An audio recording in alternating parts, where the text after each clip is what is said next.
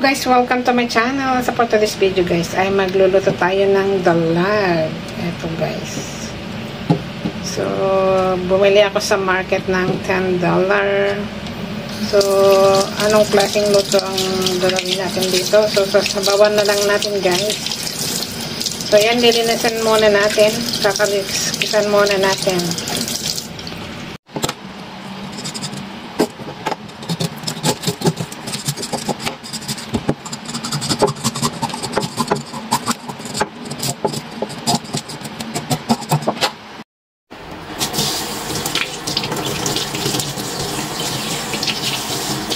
So, ayan, hugasan muna natin guys. Tanggalin natin yung bulas. Kasi madulas to. So, hugasan natin mabuti. At linisan natin yung maigi. Tanggalin natin yung mga dugo dito sa kanyang ikan. Para hindi malansa. So, pwede din natin lagyan ng salt para matanggal yung bulas. So, ayan guys, salt. So, linisan natin maigi. Yan, nag-uulam ba kayo ng ganito guys? Marami sa Pilipinas to. Pero dito sa Hong Kong, ginagawa lang nilang sabaw. Marami sa sabaw. Ito nila tapos sa kanila nilalagyan ng sabaw. So, ayan guys, natanggal yung ibang gulay. So, pinagyan natin ang gulay. So, ayan. Kailangan natin yung maputi. Ikakat-kat na natin. So, habang gagawa tayo ng ingredients guys, so, magpapakulo na tayo ng tubig. So, ayan. So, ayan, mag-i-slice tayo ng kamatis. So, medyo overripe na yung ating kamatis. So, tanggalin natin yung kalahati. Kalahati lang ang ating gagamitin.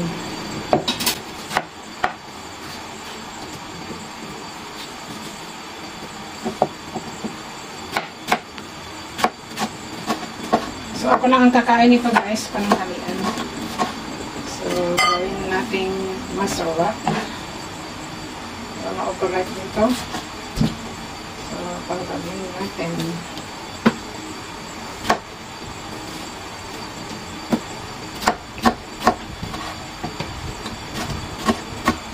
Ayan. So, ayan, kumukulo na yung tubig. So, ilagay natin yung kamatis.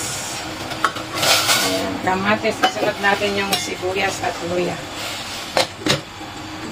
So, meron tayong luya at sibuyas. I-prepare natin and saka natin isunod na ilagay doon sa kaserola.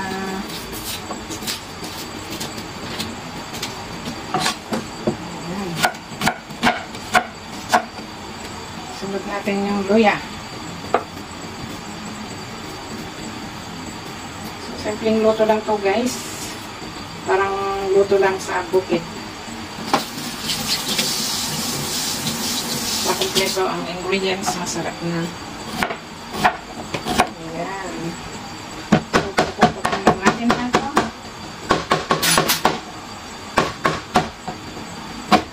Ayan. So, ilagay na natin doon sa kaserola guys.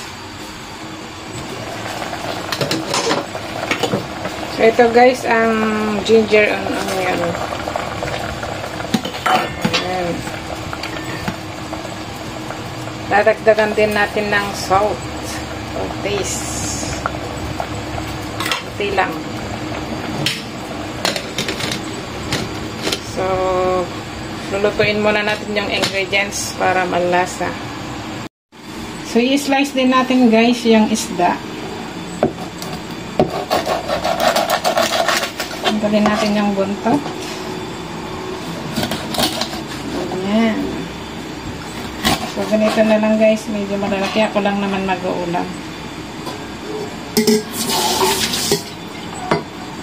So, ayan. Ang ating dalag. So, ayan. Kumukulo na yung ating ingredients. So, maybe ilagay na natin yung isda para habang naluluto maluluto din yung isda. Lagay na natin. Ayan. Tignan natin kung masarap ito. Ayan. So, pakuluan muna natin. So, i-prepare natin yung ating vegetables. Yung maliliit na pechay. So, yan. Mayroon tayong maliliit na pechay dito, guys. So, lilinisan natin. Then, saka natin hugasan. Saka ibabad muna natin. So, habang niluluto natin yung isda, lilinisan natin itong gulay.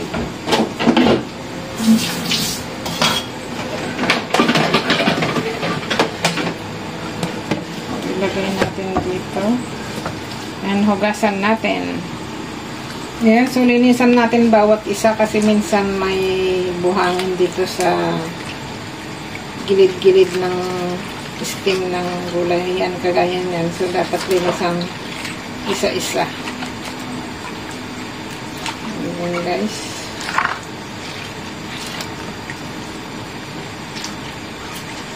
So, mabuhangin talaga. Ayan. Hugasan pa natin. So, ito pangalawang banlaw na. So, hugasan natin maigi. Pwedeng 3 beses o 4. Libre naman ang tubig. Marami namang tubig. So, hugasan na natin maigi.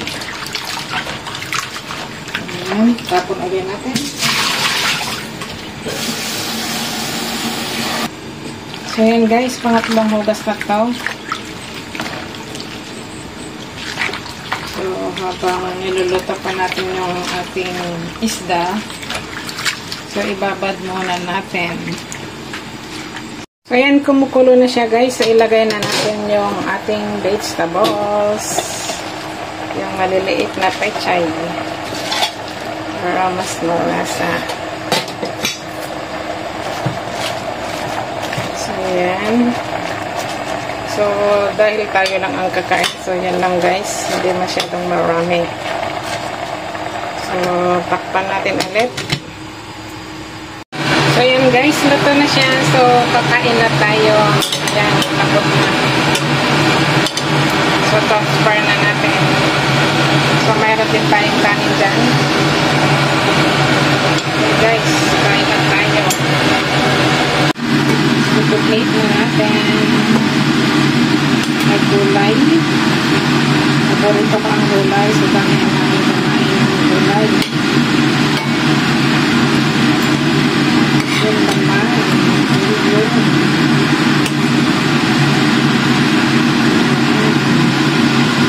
So, wow. Kamatis.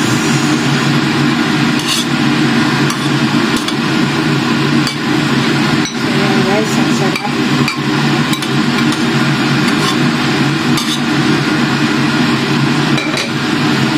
Ayan ang ating sinigang na dulan. Ayan guys. So, kain na tayo guys. Ayan, sarap talaga. Pagod lang yung sabaw na ginawa ko, palamtaman lang siya. Walang naman kakain. Ayan, let's eat. So, ayan guys, kain na tayo. So, ayan ang ating pagkain. So, umpisahan na natin kumain. So, sabaw pa lang guys, malasa na yan, oh.